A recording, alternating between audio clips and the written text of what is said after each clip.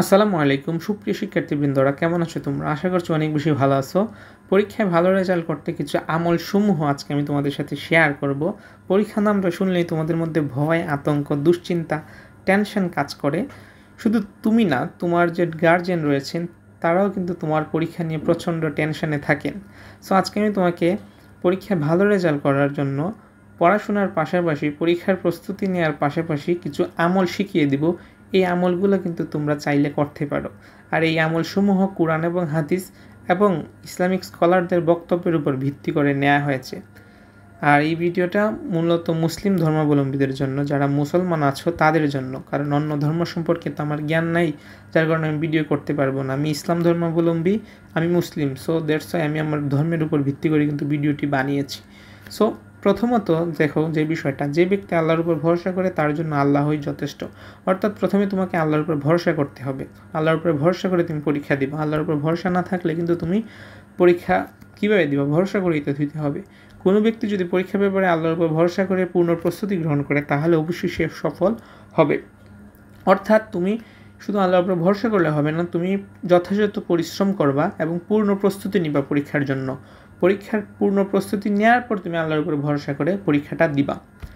এখন তুমি আল্লাহর উপর ভরসা করলা, প্রথম তোমার ইমানটা ঠিক করলা যে ভিতরে ভিতরে আল্লাহর উপর তোমার প্রচণ্ড ভরসা আছে।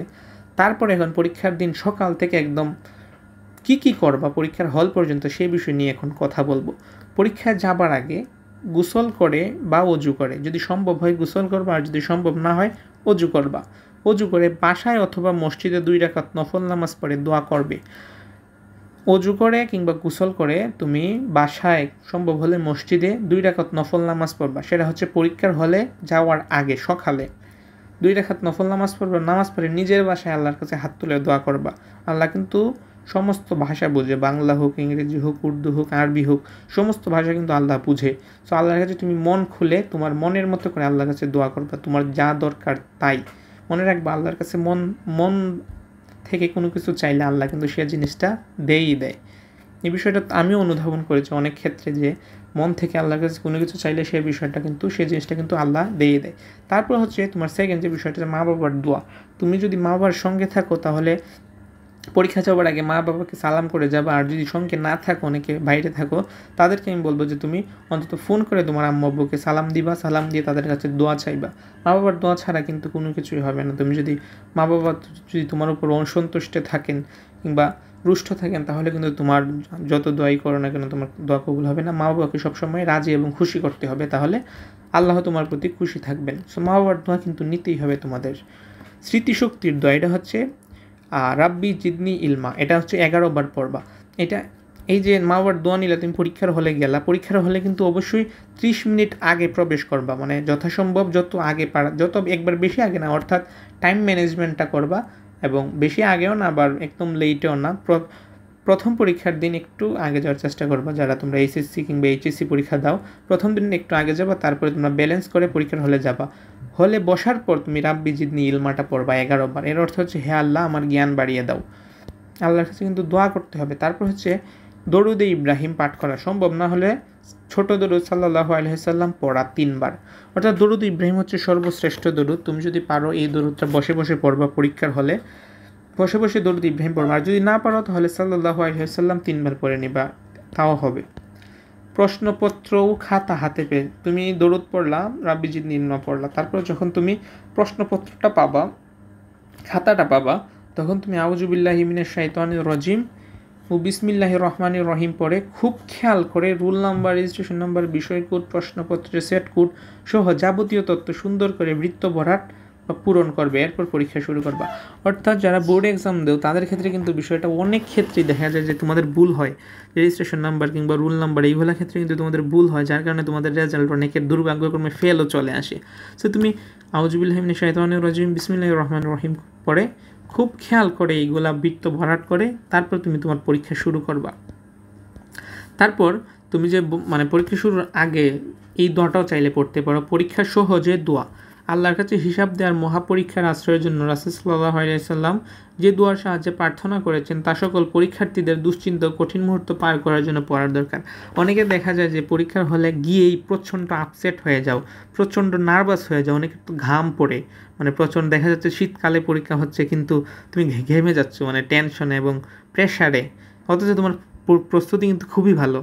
আর এই প্রচণ্ড হতাশা এবং টেনশনের কারণে কিন্তু তোমার পরীক্ষাটা আলটিমেটলি ভালো হয় না, কারণ টেনশনের মুখে থাকলে কিন্তু তুমি ভালোভাবে সব কিছু লিখে দিতে পারবে না, সব কিছু জানা থাকলেও।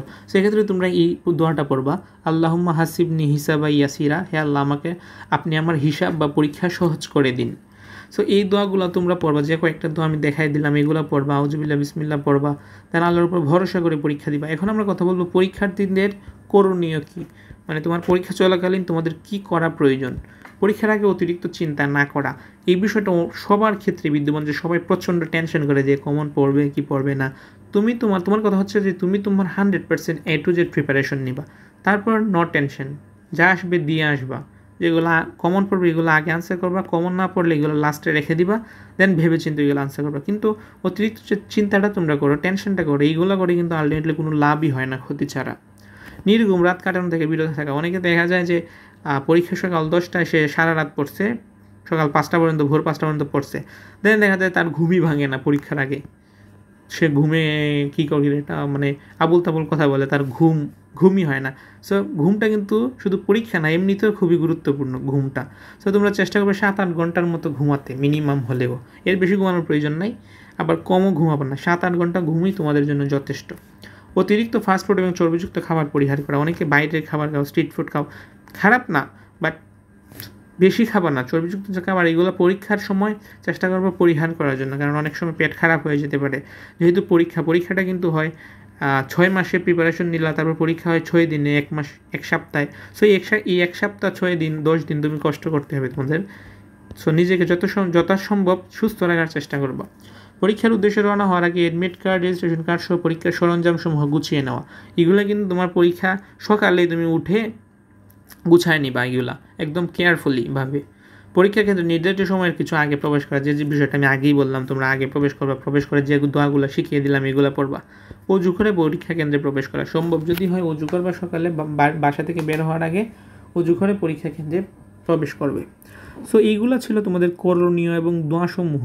আমি আশা করছি তোমরা যদি পূর্ণ প্রস্তুতি নাও, নিয়ে যদি আমলগুলো করো, এই আমল দুইটা, পরীক্ষার প্রস্তুতি প্লাস আল্লাহর কাছে সাহায্য চাওয়ার আমল, দোয়া, দুইটা যখন এক হবে না, তোমার রেজাল্টটা একদম ফাটাফাটি হবে, এমন একটা রেজাল্ট হবে যেটা তুমি কল্পনাও করতে পারবে না, আনএক্সপেক্টেড রেজাল্ট হবে ইনশাআল্লাহ।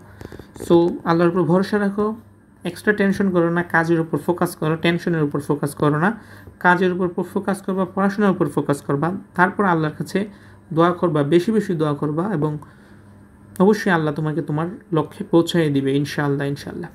সো ভিডিওটি এ পর্যন্ত যারা দেখেছো তাদেরকে সকলকে অসংখ্য ধন্যবাদ। আমি আশা করছি তোমার পরীক্ষা খুবই ভালো হবে এবং পরীক্ষার রেজাল্ট তার চেয়েও বেশি ভালো হবে।